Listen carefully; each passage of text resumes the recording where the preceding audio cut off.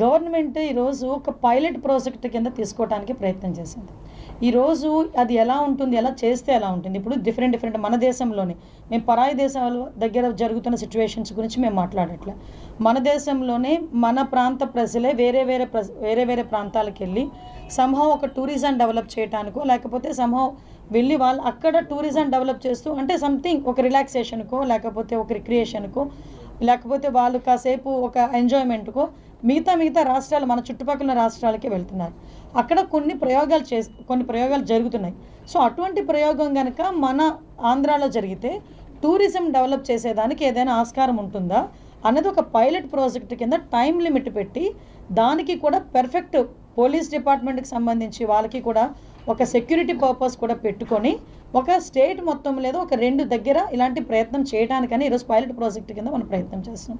మీరన్నట్టు 1 minute Babu please 1 minute. మీరన్నట్టు అక్కడ నిజంగా అటువంటి పరిస్థితులు ఏదైనా ఉన్నాయి అనుకుంటే ఈరోజు గవర్నమెంట్ డెఫినెట్గా దాని మీద చర్యలు తీసుకుంటుంది. దయచేసి నేనేమంటానంటే ఇది ఒక ప్రయోగం. ఆ ప్రయోగానికి ఈవెన్ మేము అందరం మాట్లాడుకునేటప్పుడు కూడా క్యాబినెట్లో దీని గురించి చర్చ వచ్చినప్పుడు కూడా సార్ చాలా క్లియర్గా చెప్పారు. ఇట్స్ ఏ పైలట్, ఒక ప్రయోగం చేస్తున్నాం. ఎలా ఉంటుంది, పబ్లిక్ ఎలాగా రిసీవ్ చేసుకుంటారు, టూరిజం ఎలా డెవలప్ అవుతుంది, at the same time police department ఎంతవరకు సపోర్ట్ చేయాలి, ఈవినింగ్ టైం పీరియడ్ ఎంతవరకు పెట్టుకోవాలి, ఇవన్నీ కూడా ఒక పారామీటర్స్ పెట్టుకునే గవర్నమెంట్ ఒక స్టెప్ వేసింది. ప్రజలకు ఇబ్బంది కలిగే పరిస్థితి ఏదొచ్చినా కూడా గవర్నమెంట్ ఇనిషియేషన్ తీసుకోదు. కాబట్టి ఒక ప్రయోగం ముందు ఒక 4 రోజులు 5 రోజులు జరిగితే తెలుస్తుంది. అది ఏంటండి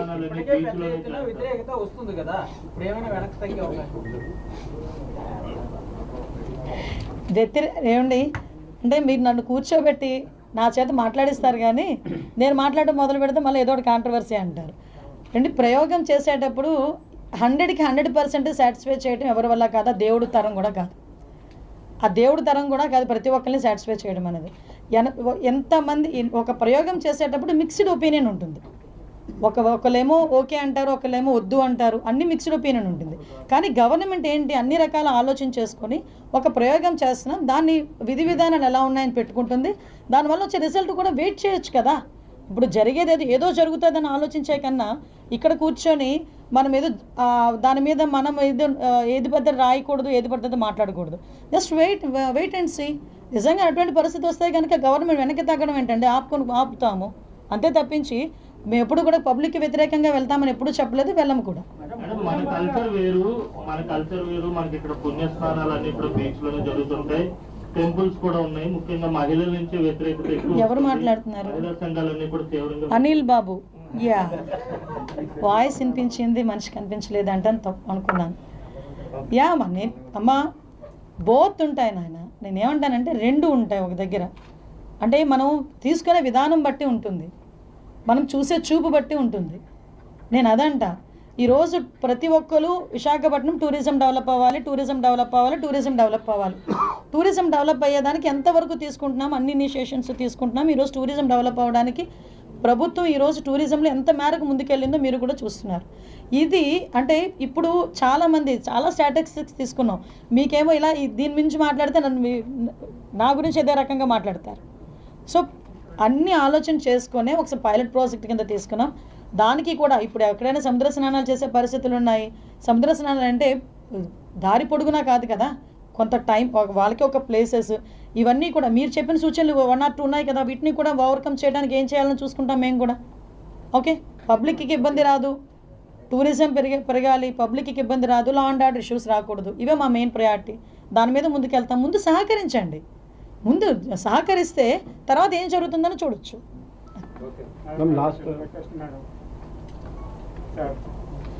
ఎవరైనా ఒక్క నిమిషం అమ్మా, ఇది అయిపోయిన తర్వాత మీతో మాట్లాడతానండి. మ్యామ్, ఇప్పటికే మీరు తీసుకుంటున్న ఇనిషియేటివ్స్ వల్ల ఎంత మేరకు ఫలితాలు వస్తున్నాయి? అట్ ది సేమ్ టైం మీరు చెప్పారు సో జీరో టాలరెన్స్ సిస్టమ్ ని చాలా అగ్రెసివ్ గా తీసుకెళ్తామని, దానికి ఎట్లాంటి ప్లాన్స్ చేస్తారు? యాక్చువల్గా అమ్మా ఇప్పుడు ఒకసారి ఏంటంటే ఎన్డీపీఎస్ కేసెస్లో ఎలా ఉంటుందంటే ఎస్పెషల్లీ గాంజా డ్రగ్స్ కేసుల్లో ఇంతకుముందు గాంజా దొరికింది ఎవరి దగ్గర అంటే కంపల్సరీ వెళ్ళి రిమాండ్కి పంపించడం, వాళ్ళు మళ్ళీ బెయిల్ మీద బయటకు వచ్చి రావటం, లేకపోతే ఈ కన్విక్షన్ పడే వరకు వాళ్ళు కోర్టుల చుట్టూ తిరగడం, ఇది యాక్చువల్గా జరిగేది. కానీ ఈరోజు వన్స్ ఒక్కసారి కనుక గాంజాతో పట్టుబడ్డం అన్నది జరిగితే ఇమీడియట్గా గాంజా షీట్స్ కూడా ఓపెన్ చేసేస్తున్నాము. అంటే వాడు ఇంకొక రౌడీ షీటర్ టైప్లో ఒక గాంజా షీట్ ఇమీడియట్గా ఓపెన్ చేస్తున్నాం.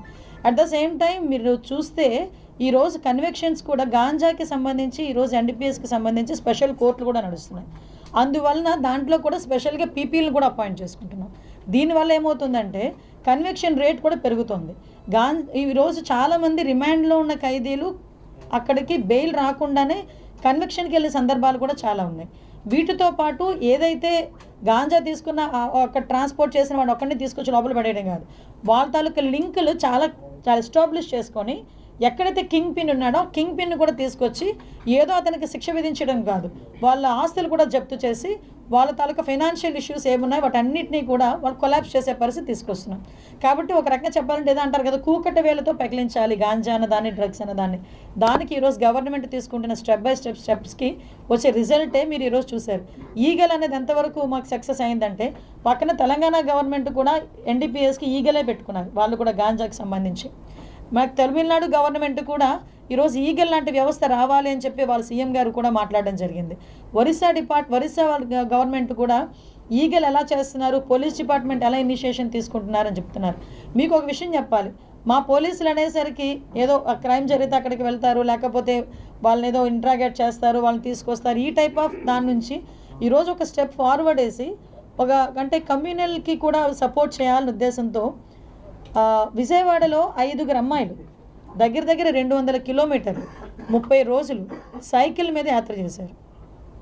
ఇక్కడ శ్రీకాకుళం నుంచి మన జోన్ మొత్తం ఇక్కడ పాయక్రోపేట నుంచి ఇచ్చాపురం వరకు 200 మంది పోలీసులు దగ్గర 1000 కిలోమీటర్ల పైగా సైకిల్ యాత్ర చేసి విలేజ్ టు విలేజ్ వెళ్ళి వాళ్ళు మోటివేషన్ తీసుకొచ్చారు. అంటే నేనేం చెప్తున్నానంటే మేము అన్ని విధాలు ఒక పక్క నుంచి లా అండ్ ఆర్డర్ మేము కంట్రోల్ చేస్తూనే, ఒక పక్క నుంచి అవేర్నెస్ ప్రోగ్రామ్స్ చేస్తూనే, ఒకవైపు నుంచి మోటివేట్ చేస్తూనే ప్రజలకు రక్షణ వలయంగా నించున్నాం పోలీస్ డిపార్ట్మెంట్ అంతా. నేను కోరుకునేది ఒకటే, ప్రజలు మీడియా మిత్రులు సహకరించండి చాలు. గతంలో లేవు నాయన, ఇప్పుడు పెట్టాం చెక్ పోస్టులు కావాల్సినన్ని, మీకు వస్తే చూపిస్తా. మేడం, ఇది దేశంలోనే తొలిసారిగా ఈ మిషన్ జ్యోతిర్గమయ అనే ప్రోగ్రామ్ సిటీ పోలీస్ పెడుతుంది. అయితే వైజాగ్ లో గతంలో శిక్ష అనుభవించిన ఖైదీలకు కూడా ఉపాధి మార్గాలు చూపించారు, దీంతో పాటు ట్రాన్స్జెండర్ కూడా చూపించారు, ఇప్పుడు మొత్తం నుంచి చూపించిన వారికి ఇదే ప్రోగ్రాము రాష్ట్ర వ్యాప్తంగా చేపట్టే సూచన ఏదైనా చేస్తారా మిగతా జ్యూరిడిక్షన్స్ లో? రాష్ట్ర వ్యాప్తంగా చేస్తాం కూడా. ఎందుకంటే ఇక్కడ ఇనిషియేషన్ అనేది ఇప్పుడు ఒక్కొక్కరికి ఒక్కొక్క థాట్ ప్రొసీజర్ ఉంటుంది. చెప్పాను కదా ఇందాక, ఒక్కొక్క ఎస్పీ, ఒక్కొక్క సిపి, ఒక్కొక్క నేమ్ పెట్టి బయటకు తీసుకొచ్చారు. ఈరోజు మా సిపి గారు తీసుకున్న ఇనిషియేషన్ అందరికీ మొత్తం స్టేట్ లెవెల్లో కనుక ఇంప్లిమెంట్ చేసుకుంటే చాలామంది బయటకు వచ్చి వాళ్ళ జీవనాన్ని తిరిగి గౌరవప్రదంగా బతికేదానికి నిజంగా ఒక ప్లాట్ఫామ్ ఇది. దాన్ని డెఫినెట్గా మేము రాష్ట్ర వ్యాప్తంగా తీసుకుంటాము. డెఫినెట్గా వాళ్ళలో కూడా ఒక మంచి పరివర్తన రావడానికి, ఇంతవరకు జైల్లే మనకి పరివర్తన తీసుకురావడానికి ఒక ప్రధానమైన వేదికలు అనుకునే వాళ్ళమి. కానీ ఈరోజు డీ అడిక్షన్ సెంటర్స్తో పాటు చాలామంది ఎన్జిఓస్ తాలూకా సహాయ సహకారాలు, చాలామంది కంపెనీల తాలూకా సహాయ సహకారాలతో వాళ్ళ కొత్త జీవితాన్ని ఇవ్వడానికి ఇది ఒక platform. Thank you so much. అమరావతిలో ఈ జరిగిన ఇష్యూకి సంబంధించి కేసులు అంటే వాళ్ళే దాడులు చేస్తున్నారు, వాళ్ళే మళ్ళీ తిరిగి కేసులు పెట్టిస్తున్నారు అనేది ప్రతిపక్ష నేతలు చేస్తున్న ఆరోపణ, మీరు ఏమంటారు? మీరు వీడియో చూసారా? నేను చూపించాలా మళ్ళా? వీడియో చూశారు అనుకుంటే నేను మళ్ళీ చూపించను. వీడియో ఎవరైనా చూడలేదు అనుకుంటే కనుక డెఫినెట్గా చూపిస్తాను. అంటే ఎవరు రౌడీలతో వెళ్ళారు, ఎవరు రౌడీలు వేసుకొని వెళ్ళారు, ఎవరు అక్కడ వెళ్ళి వాళ్ళని రెచ్చగొట్టారు, ఎవరు వాళ్ళ మీద రాళ్ళు రువ్వారు, బయటకు వచ్చి ఎవరు మాట్లాడుతున్నారు. నేనేమంటానంటేనండి, అమరావతి అందరికీ కూడా ఒక కళల రాజధాని. అమరావతి ఇప్పుడు వరకు 10 సంవత్సరాలు 2014లో రాష్ట్ర విభజన జరిగిన తర్వాత నుంచి ఆ రోజు అమరావతి డిక్లేర్ అయిన తర్వాత 5 సంవత్సరాలు అమరావతి కాదు 3 రాజధానులు అన్నారు, అక్కడితో పోయింది. మళ్ళీ ఎగైన్ ఎన్డీఏ గవర్నమెంట్ వచ్చిన తర్వాత అమరావతి రాజధానికి నిజంగా ప్రాణం పోసి 2027 దానికి అమరావతి కంప్లీట్ చేసుకొని మా అమరావతి అని చెప్పుకునే పొజిషన్. అదే అమరావతిని డిక్లేర్ చేసుకున్నాం మనం పార్లమెంట్లో కూడా, అమరావతి రాజధానిగా మనం అక్కడ ఆ రోజు కూడా మనం ఒక చట్టం తీసుకొచ్చుకున్నాం. అలాంటి అమరావతిని వద్దు అని నిన్నటి వరకు 3 రాజధానులని, తర్వాత నిన్నేమో మావిగనని ఇలాంటివన్నీ చెప్పి అమరావతి రైతులను ఏదో పరిరక్షించేస్తామని చెప్పేసి వెళ్తూ ఉంటే ఎవరికైనా కడుపు మండుతుంది. ఎందుకంటే ఇంతకుముందు నాశనం చేసిన వాళ్ళు మళ్ళీ వస్తున్నారు అనేసరికి చాలా రైతులు ఇబ్బంది పడతారు. కోర్స్ వెళ్ళేది కూడా రౌడీలతో వెళ్ళిన దాఖలాలు కూడా చాలా క్లియర్గా, రౌడీ షీటర్స్తోని, రౌడీలతోని వాళ్ళందరూ కూడా అక్కడికి వెళ్ళే సందర్భం కూడా వీడియోస్ కూడా చాలా క్లియర్గా ఉన్నాయి. వైఎస్ఆర్సీపీ వాళ్ళు, గొడ్లపాటి వాళ్ళు ఎలా వెళ్ళారు అందరికీ కూడా చూశారు.